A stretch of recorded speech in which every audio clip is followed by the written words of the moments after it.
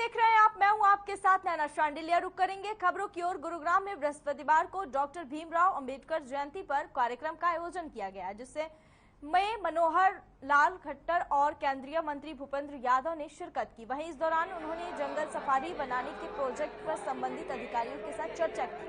बैठक की अध्यक्षता मुख्यमंत्री ने की। वहीं इस दौरान उन्होंने प्रदेश के पर्यटन और वन विभाग के अधिकारियों को निर्देश भी दिए कि वो योजनाबद्ध तरीके से इस प्रोजेक्ट पर काम करें। अभी ये प्रोजेक्ट अपने शुरुआती दौर में ही है। वहीं प्रोजेक्ट का पूरा खाका तैयार करके उसे चरणबद्ध तरीके से लागू किया जाए। हर चरण के लिए टाइमलाइन तय हो।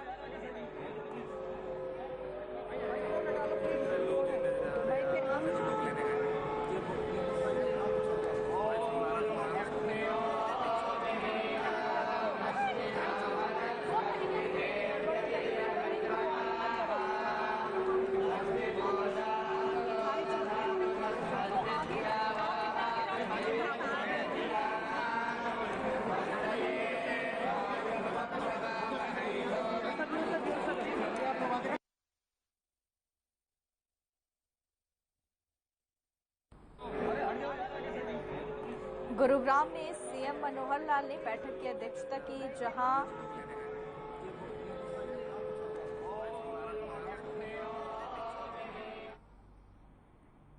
हरियाणा में लगातार बढ़ रहे कोरोना के मरीजों की संख्या को देखते हुए सरकार ने एक बार फिर अलर्ट मोड पर आ गई है। वहीं गृह मंत्री अनिल विज ने कहा कि गुरुग्राम और फरीदाबाद में ही कोरोना के मरीजों की संख्या बढ़ रही है, बाकी जिलों में एक भी केस नहीं आए, जिस मामले में सरकार पूरी तरह अलर्ट है। वहीं विज ने कहा कि एसीएस राजीव अरोड़ा को गुरुग्राम में मरीजों की बढ़ती संख्या को देखते हुए भेजा गया है, ताकि यह पता लगाया जा सके कि इन जिलों में मरीजों की संख्या क्यों बढ़ रही है।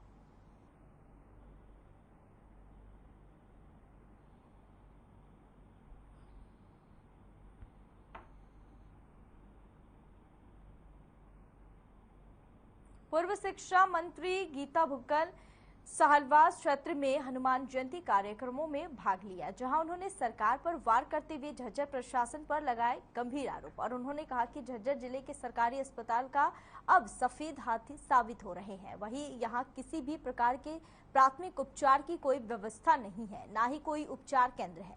बता दें कि यह बात तब हुई जब उनके पांव में चोट लगी थी और वह उपचार केंद्र में पट्टी करवाने के लिए गई। गीता भुक्कल ने कहा कि सरकार पहले कई वादे तो करती है, लेकिन उन्हें पूरा नहीं करती। सरकार ने 134A के तहत शिक्षा के अधिकार को समाप्त कर दिया है। कुश्ती और तीरंदाजी जैसे पारंपरिक खेलों को राष्ट्रमंडल खेलों से हटाना अपने आप में खिलाड़ियों का अपमान किया है।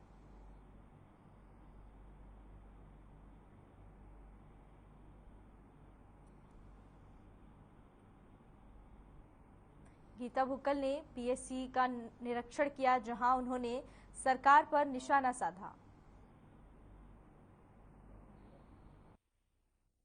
इस समय चरमरा चुकी है। जो एम्स बाड़सा है उसमें हमारे यहाँ से बहुत ज्यादा वो एंटरटेन नहीं करते हैं, ना ही वो यहाँ जितने भी हमारे हॉस्पिटल हैं, चाहे पीएचसी है चाहे सीएचसी है, सारे के सारे रेफरल बन गए हैं।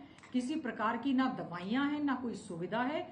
और मुझे वहां पर एक जने मिले, वो कहते जी अगर इमरजेंसी में यहाँ पर डिलीवरी हो, वो तो इमरजेंसी सर्विस है, तब भी वहां पर किसी प्रकार का मैटरनिटी की ना कोई सुविधा है। बिल्डिंग के अलावा मैं समझती हूँ वो सफेद हाथी खड़ा हुआ नजर आया और मुझे आज बहुत ज्यादा दुख हुआ। मैं चाहती हूँ सरकार इसमें संज्ञान ले, यहाँ के प्रशासनिक अधिकारी दफ्तरों से बाहर निकलें, विजिट करना शुरू करें और वो जांच करें कि कौन समय पर आ रहा है कौन नहीं आ रहा है और उनके खिलाफ तुरंत।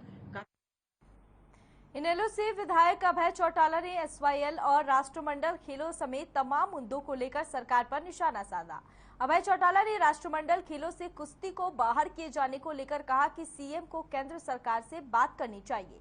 साथ ही उन्होंने कहा कि एसवाईएल को लेकर सरकार किसी भी तरह की कोई प्रयास नहीं कर रही है। वहीं एसवाईएल का पानी हरियाणा को मिले, इसके लिए सरकार को कोशिशें करनी चाहिए। 3 गेम्स किए हैं, शूटिंग भी करी है साथ में। शूटिंग में भी कॉमनवेल्थ के अंदर, एशिया में, ओलंपिक में हमारे मेडल आते रहे। हमारे खिलाड़ी ओलंपिक में क्वालिफाई करते रहे, एशिया में मेडल लिए, इंटरनेशनल लेवल पे, वर्ल्ड लेवल पे हमारे बच्चे ने बहुत सारे पंजाब के, हरियाणा के जो है मेडल जीतते रहे। इसके लिए हमारे चीफ मिनिस्टर साहब को सबसे पहले केंद्र की सरकार से बात करनी चाहिए। ये केंद्र की सरकार के लेवल के ऊपर ही इसका कोई समाधान हो सकता है। जानबूझ करके मेडल से इंडिया वंचित हो कॉमनवेल्थ में, इसके लिए तीनों गेम हटाए गए।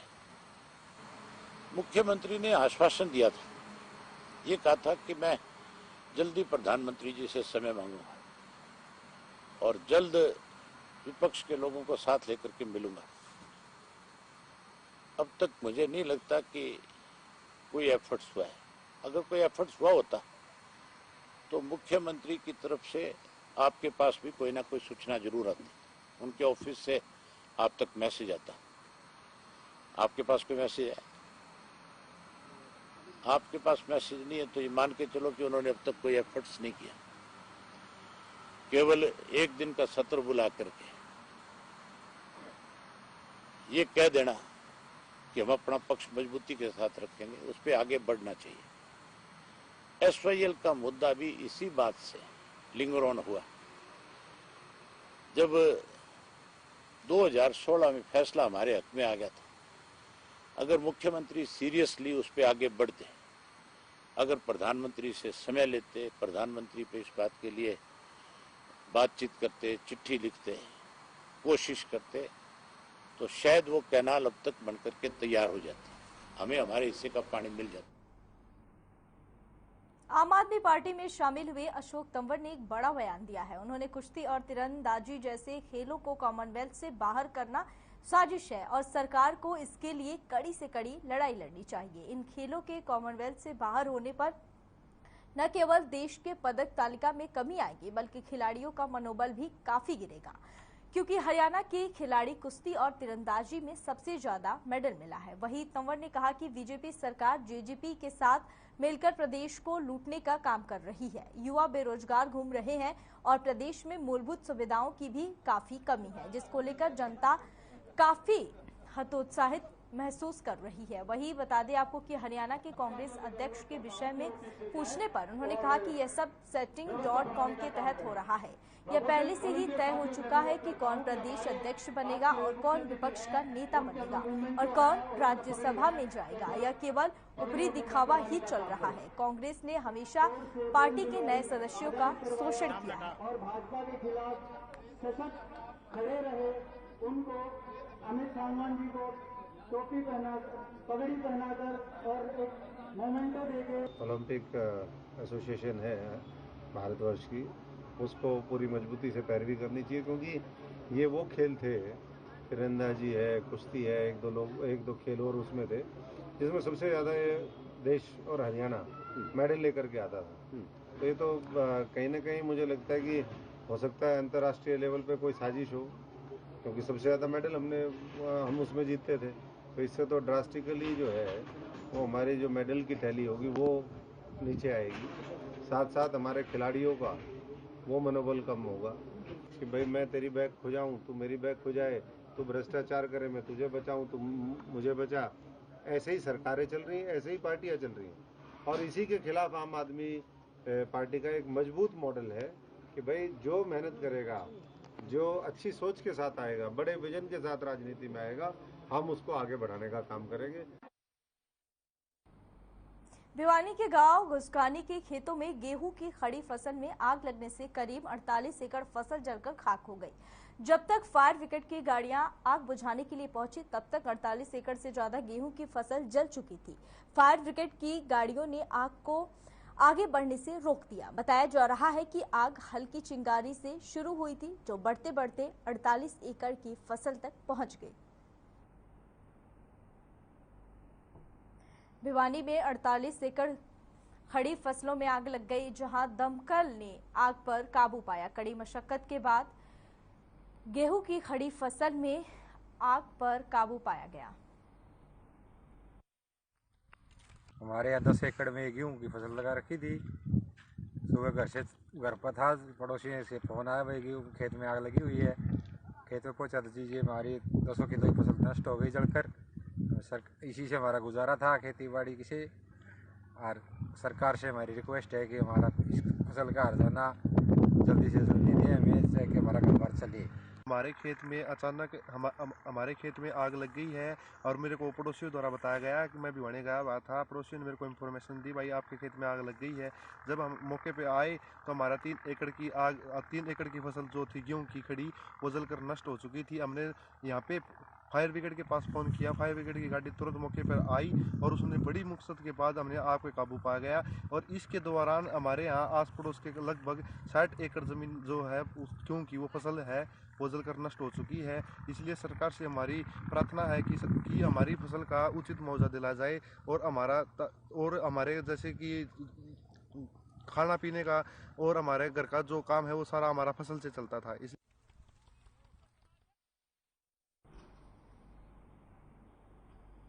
फरीदाबाद में खुले सीवर और गड्ढों की वजह से आए दिन हादसे हो रहे हैं, लेकिन प्रशासन इस तरफ ध्यान देने को तैयार नहीं है। सेहतपुर वार्ड 25 की चेतन मार्केट में पानी की पाइपलाइन डालने के लिए खोदे गए गड्ढे में 10 साल का मासूम गिर गया। 10 से 12 फीट के इस गड्ढे में लोगों ने सीढ़ी लगाकर मासूम को बाहर निकाला।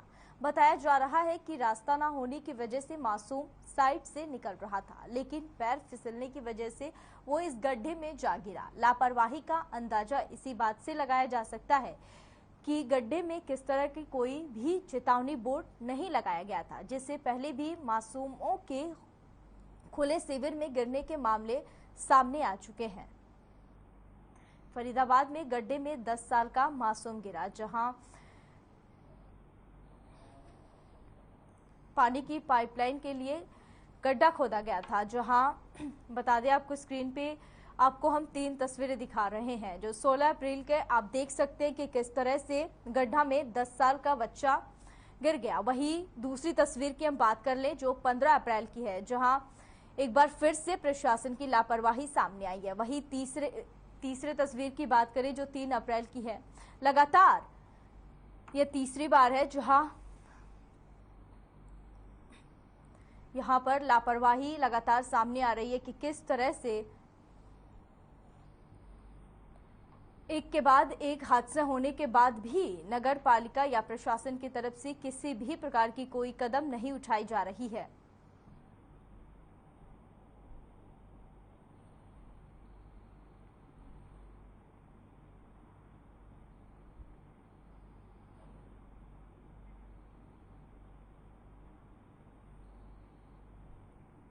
गुरुग्राम से दहशत भरा मामला सामने आया है, जहां एक बुजुर्ग की सुआ मारकर हत्या कर दी गई। बुजुर्ग की हत्या कर आरोपी मौके से फरार हो गया। वहीं फरार आरोपी को 40 क्राइम यूनिट ने गिरफ्तार करने में सफलता प्राप्त की है। बता दें कि आरोपी बुजुर्ग के घर बिजली ठीक करने के लिए गया था। उसी दौरान बुजुर्ग दंपति को घर में अकेला देख आरोपी लूट के इरादे से वारदात को अंजाम देकर फरार हो गया।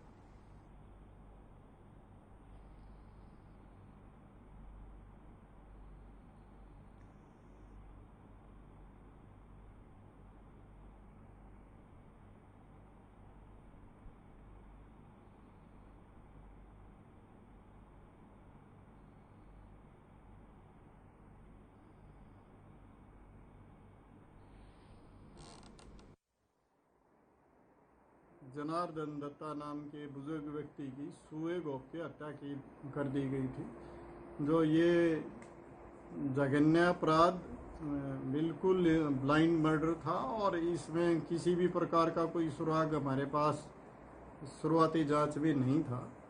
ये काम हमारी क्राइम ब्रांच सेक्टर 40 को सौंपा गया और उन्होंने बड़ी मेहनत करके सब इंस्पेक्टर गुणपाल और सब इंस्पेक्टर संजय ने मिलके उसको बेहतरीन तरीके से काम करते हुए उसमें जो शामिल व्यक्ति रवि था, जो वहीं गांधी कॉलोनी का गांधी नगर का रहने वाला है, उसको तलाश करके और उसको इस केस में हमने गिरफ्तार करने में 48 घंटे के अंदर अंदर कामयाबी हासिल की।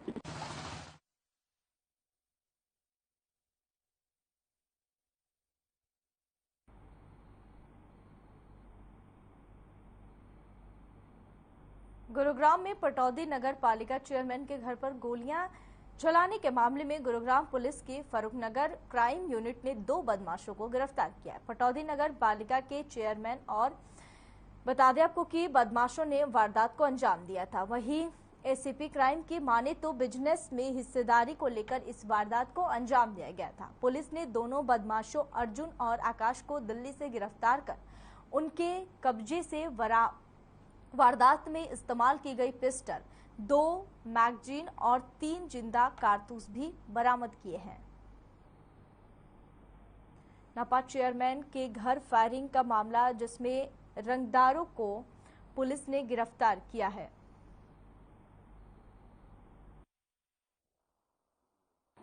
दिनांक 11/4 को पटौदी इलाके में मिस्टर चंद्रभान हैं, जो नगर पालिका के प्रधान हैं, उनके घर पे फायरिंग की गई थी और उनसे शराब के कारोबार में हिस्सेदारी की मांग की गई थी। इसके संबंध में सीसीटीवी में भी 2 लड़के साफ उनके घर पे फायर करते हुए दिखाई दिए थे, जिनकी बाद में हमने पहचान करते हुए हमारी क्राइम ब्रांच फरूक नगर ने सब इंस्पेक्टर अमित के नेतृत्व में काम करते हुए, बड़ी मेहनत से काम करते हुए उनको, जो उसमें दोनों लड़के जो शामिल थे जिन्होंने वहाँ घर पे जाके फायरिंग की थी, आकाश और अर्जुन, इन दोनों लड़कों को हमने गिरफ्तार किया है और उनसे जो फायरिंग में एक हथियार हमने बरामद किया है और आज इसका पुलिस रिमांड हमने अदालत में पेश करके हासिल किया है। वो ऑडियो भी जो आई थी उसके संबंध में भी हमने उसमें सेक्शन ऐड की हैं और उस पर भी कार्रवाई की जा रही है। वो ऑडियो इनकी नहीं थी, लेकिन वो किसी दूसरे शख्स की ऑडियो है और उसने इनसे फायरिंग। नांगल चौधरी में मुख्यमंत्री उड़न दस्ता और खुफिया विभाग ने एक साथ कार्रवाई करते हुए लगभग 50 से अधिक मिनी क्रैशर जोन में छापेमारी की, जहां छापेमारी के दौरान खनन विभाग, प्रदूषण विभाग की टीम भी मौजूद रही। अब स्थिति यह है कि बॉयल स्टोन ग्राइंडिंग यूनिट क्षेत्र में अफरा तफरी का माहौल हो गया और सभी मालिक अपनी फैक्ट्री बंद कर वहां से भाग निकले। सीएम फ्लाइंग की बड़ी कार्रवाई, जहां मिनी क्रैशर जोन में छापेमारी की गई। छापेमारी के बाद फैक्ट्री के मालिक वहां से फरार हो गए। यहाँ से मेरे को सीएम फ्लाइंग जो आई हुई है, उन्होंने मेरे को फ़ोन करके बुलाया गया था और एसडीओ नांगल चौधरी ने मुझे बोला कि आप जाके आप सीएम फ्लाइंग के साथ में जो उनको डिटेल चाहिए वो प्रोवाइड करो। तो उसके एसडीओ साहब के कहने पे मैं इधर आया। देखो, ये तो जांच का विषय है, लीगल है या इलीगल है वो तो जांच अधिकारी बता पाएंगे, लेकिन जो डिटेल्स मेरे से मांगी गई थी, मीटर्स की डिटेल और उनकी बिल की डिटेल्स, वो मैंने उनको प्रोवाइड कर दी।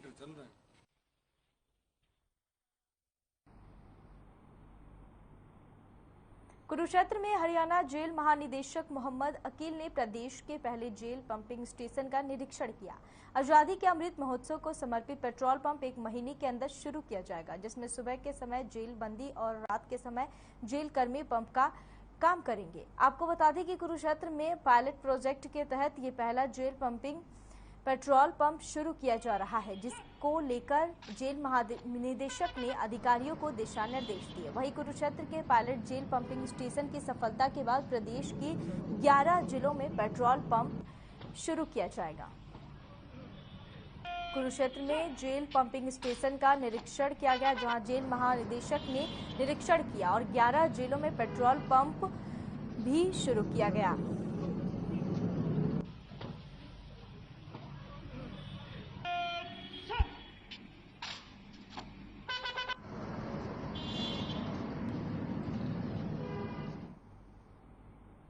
जम्मू कश्मीर के शोपिया में आतंकियों से मुठभेड़ में सेना के 3 जवान शहीद हो गए हैं, जिनमें एक हरियाणा का जवान श्री ओम गौतम भी शामिल है। शहीद जवान चरखी दादरी गांव महाराणा का रहने वाला है। जैसे ही ये घटना परिजनों को मिली, पूरे गांव में शोक की लहर दौड़ गई और परिजनों का रो रो कर बुरा हाल है। वहीं दूसरी तरफ देश के लिए बेटी की शहादत पर भी नाज है और शहीद का पार्थिव शरीर पैतृक गांव महाराणा में पहुंचा, जहां राजकीय सम्मान के साथ अंतिम संस्कार किया गया। वहीं भिवानी महेंद्रगढ़ लोकसभा सांसद धर्मवीर सिंह, बीजेपी किसान मोर्चा प्रदेश अध्यक्ष सुखबीर सिंह मांझी और जननायक जनता पार्टी के राष्ट्रीय अध्यक्ष डॉक्टर अजय सिंह चौटाला और अन्य गणमान्य व्यक्तियों ने शहीद को अंतिम श्रद्धांजलि दी।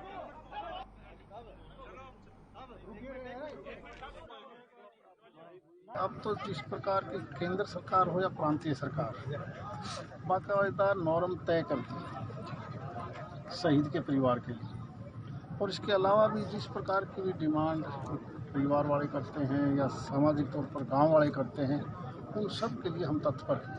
केंद्र सरकार भी, प्रांत सरकार। फैमिली के अकॉर्डिंग देखें तो ये बहुत ही दुखद घटना है, और अगर जैसे हम देखें कि उन्होंने देश के लिए अपनी जान दिया है, तो सबसे अच्छी बात है कि हमें उन पर गर्व है। हमें ही नहीं बल्कि पूरे देश को उन पर गर्व है कि उन्होंने उनकी जान इस देश के काम आई, उन्होंने अपने देश की सेवा करते हुए अपने प्राणों की आहुति दी। बिल्कुल पापा जैसे मेरे को भी मोटिवेट करते थे कि भाई देख, अगर ये है तो अच्छे से आर्मी ज्वाइन कर लेगा, ये देश की सेवा करेगा। ये महराणा गांव है और महराणा गांव का लगभग हर परिवार से हमारे फौज में इस देश की सेवा के लिए लोग हैं। पीड़ादायक है कि हमारा बेटा शहीद हुआ है, और गर्व की बात भी है कि हमारे देश के बेटे, इस देश के ऊपर अगर किसी प्रकार की कोई आफत आती है तो उसके लिए अपने आप को न्यौछावर करने से पीछे नहीं हटते। बहुत गर्व है क्योंकि ये मौका हर किसी को नहीं मिलता अपने देश के ऊपर जान देने का, अपने देश के लिए कुछ करके दिखाने का। मेरे पापा ने जो किया है वो बहुत बड़ी मतलब शहादत है देश के वीरों के लिए, लेकिन जो उन्होंने देश की रक्षा के लिए जो किया है मुझे उसमें बहुत गर्व है। मेरे पापा ने बहुत सारे ऐसे पहले भी बहुत सारे ऑपरेशंस होते थे जिनके ऊपर मिलिटेंट्स के ऊपर मुठभेड़ होती रहती थी, उनमें भी मेरे पापा ने डट के सामना किया है। मुझे अपने पापा पर बहुत गर्व है। साइबर सिटी को और हाईटेक बनाने की दिशा में काम जारी है। सरकार और प्रशासन लगातार लोगों के लिए हर तरह की मदद और हर तरह की सुविधा देने का काम कर रहे हैं। बता दें कि अब सरकार ने एक और नया कदम विकास की ओर बढ़ाया है, जहां गुरुग्राम के सबसे भीड़ भाड़ वाले बाजार सदर बाजार को नगर निगम, एमसीजी और जीएमडीए नो व्हीकल जोन बनाने की योजना पर काम कर शुरू कर दिया है। देखिए ये रिपोर्ट।